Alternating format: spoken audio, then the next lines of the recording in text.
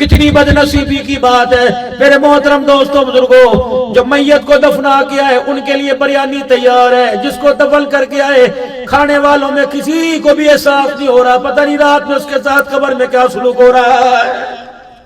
ایک آواز لگی، قبر لوگ چلے گئے. حضرات ایک ضروری اعلان سنیں،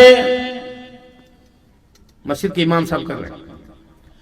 میت کے وارثوں کی طرف سے اعلان ہے، بیٹوں کی طرف سے اعلان ہے، ان کے والد محترم سے اگر کسی صاحب نے کچھ لینا دینا ہے، بیٹے کہہ رہے مرنے والے کی طرف سے کچھ ہے تو ہمیں سے رابطہ کرے، ہم اپنے باپ کا لینا دینا ادا کریں گے.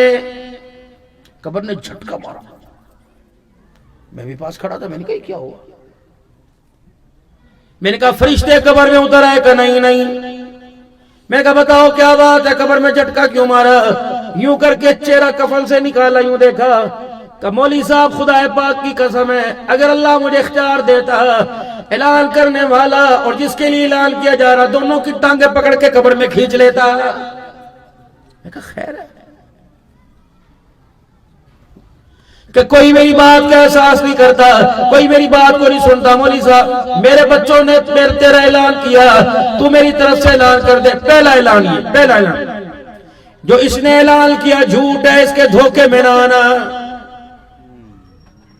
کوڑ مار رہا، اس کے چٹے کپڑوں کو دیکھ کر، اس کے موٹے موٹے ٹسمے آنسو کو دیکھ کر، اس کے ہاتھ میں ٹیشو پیپر کو دیکھ کر، اس کی گاڑی کو دیکھ کے خبردار خبردار اس کے دھوکے میں نہ آنا. یہ کیا تمہارا حق ادا کرے گا؟ اس ظالم نے تو میرا بھی حق ابھی تک ادا نہیں کیا ہے. میں نے کہا تیرا حق؟ تیرا کون سا حق تھا؟ اب سنو کیا اس کی گھچی مروڑ اس سے پوچھ. کلمہ پڑھانے کا کس کا تھا؟ نہیں دیا. سورہ یاسین پڑھنے کا کس کا تھا؟ نہیں پڑھی. مرنے کے بعد قبلے کی طرف منہ کرنے کا کس کا تھا؟ نہیں کیا. غسل دینے کا کس کا تھا؟ نہیں دیا. جنازہ پڑھانے کا کس کا تھا؟ نہیں دیا.